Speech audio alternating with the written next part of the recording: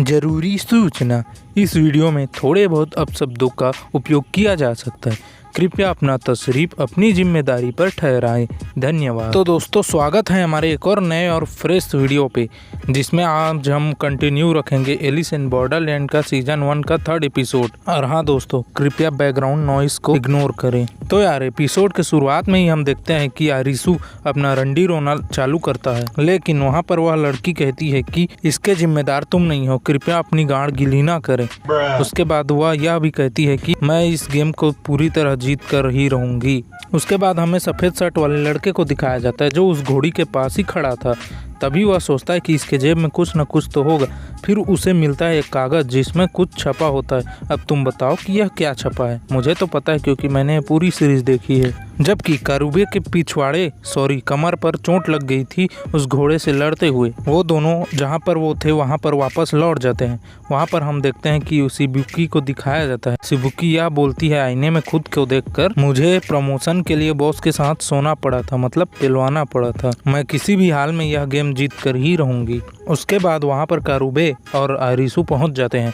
तभी चोदा जाकर उनको गले लगाता है। उसके बाद वो लोग एक जगह पर बैठकर उस वॉकी टॉकी के बारे में डिस्कशन करने लगते हैं, जिसमें से वही आवाज आई थी कि बीच पर लौट जाओ, तुम्हारे सभी सवालों का जवाब यहीं पर मिलेगा। उसके बाद कारुबे बोलता है किसी न किसी दिन तो वहाँ पर भी पहुँच जाएंगे। लेकिन सबसे बड़ी मुसीबत तो यह थी कि शिबुकी और चोता का वीजा भी खत्म हो चुका था और ऊपर से चोता का पैर जख्मी था जो चल नहीं पा रहा था। उसके बाद वो लोग बोलते हैं कि एक और गेम खेलकर उनके लिए वीजा भी ले लेंगे। तभी हमें दिखाया जाता है ये वाली जगह। मजा आया। सॉरी, गलत तस्वीर लग गया। ये वाली जगह जहाँ पर गेम होना है। जैसे ही वो लोग इंटर करते हैं उन्हें दिखाई देता है 4 मोबाइल और एक अजीब सा गॉगल, और हाँ, साथ में कुछ हथियार वगैरह और कुछ पाना पेचकस भी मिलते हैं। गेम में रजिस्टर कराने के बाद उन्हें पता चलता है गेम के बारे में। तो गेम होता है लुका छिपी का और पड़ाव होता है दिल का सत्ता। तभी आरिसू उस टोपी वाले आदमी के बात को याद करता है। फिर वह बोलता है कि इसमें अपनों को धोखा देना पड़ेगा, इसमें दिल के साथ खेला जाता है। गॉगल पहनने के बाद उनको पता चलता है कि उसमें एक ट्रैकिंग सिस्टम है जो लोगों को आंखों को ट्रैक करके उनके बारे में दिखा देता है। गेम में कोई एक भेड़िया होगा और बाकी 3 भेड़ होंगे। भेड़िया को छिपना होगा और जो अंत में भेड़िया बचेगा वही जिंदा रहेगा, बाकी जो है मर जाएंगे। जो उसके गॉगल्स में लगे हैं वो गले पर लॉक हो जाता है और वो बाद में फट भी जाएगा। समय को 15 मिनट दिया जाता है। तभी शिबुकी समझ जाती है कि हम में से कोई एक ही जिंदा रहेगा, और जैसे ही उसमें भेड़ का आ जाता है चिन्ह, तब वह अपना पिछवाड़ा छिपाकर भागने लगती है।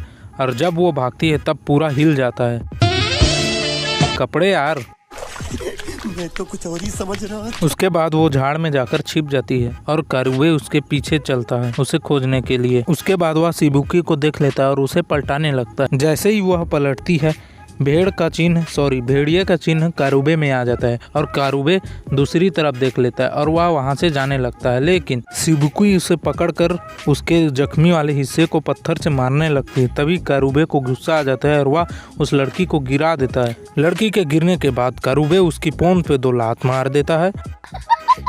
अब तुम लोग पूछोगे कि पोंद क्या है, तो मैं आपको बता देता हूँ। पोंद मतलब बूंद और बूंद मतलब पिछवाड़ा।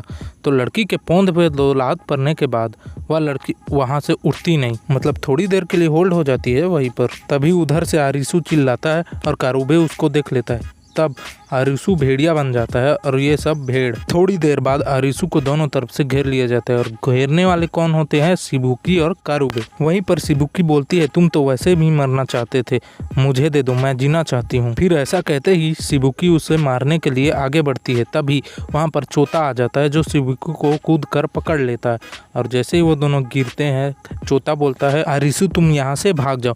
तभी उसके पीछे कारुबे भी जाता है। शिबुकी द्वारा गिरा हुआ हथियार कारुबे पकड़ लेता है, लेकिन जैसे तैसे आरिसू वहाँ से भाग ही जाता है और किसी जगह पर छिप जाता है। आरिसू वहाँ पर अपने साथ कुछ सामान भी लाया होता है, जैसे कि प्लायर और पेचकस वगैरह। तो वह पेचकस से उस गले में लगे हुए चीज को बहुत खोलने की कोशिश करता है। फिर आखिरी में वह उसे काटने के लिए सोचता है, लेकिन वह याद करता है कि पिछले गेम में घोड़ी का गला का पट्टा भी ऐसे फट गया था, इसलिए वह उसे नहीं निकालता और कुत्ते की तरह रोने लगता है। जब 3 मिनट बचे होते हैं तभी आरिसू रोते रोते यह कहता है कि तुम लोग मेरी जिंदगी हो और चाहे इस गेम में कोई भी जीत जाए, लेकिन मुझे नहीं जीतना और मुझे यह गेम नहीं खेलना। उसके बाद वह वहाँ से बाहर आता है और दोस्तों को आवाज देता है, लेकिन कोई उसकी आवाज का जवाब ही नहीं देता। वह उन्हें ढूंढने की बहुत कोशिश करता है, लेकिन वो लोग छुप जाते हैं। थोड़ी देर बाद चोता उसे बोलता है कि तुम हमारे लिए जियो। लास्ट के 20 सेकंड में उसे कारुबे मिल जाता है और कारुबे लेकिन उससे आई कांटेक्ट ही नहीं करता। जैसे ही टाइम खत्म होता है कारुबे उसके सामने ही मर जाता है, क्योंकि उसका गला का पट्टा फट जाता है। साथ ही बाकी दोनों के भी गले के पट्टे फट जाते हैं। यह मोमेंट बहुत ही इमोशनल होता है, क्योंकि तुम ही सोचो, अगर तुम्हें तुम्हारे एकदम क्लोज बेस्ट फ्रेंड में से किसी एक को चुनना पड़े तो तुम क्या करोगे। अगर जैसे तुम जी रहे हो, अगर वो लोग मर जाए तो तुम्हें कैसा लगेगा। इसी के साथ यह एपिसोड कंप्लीट होता है। मिलते हैं अगले एपिसोड में, मतलब 4th में।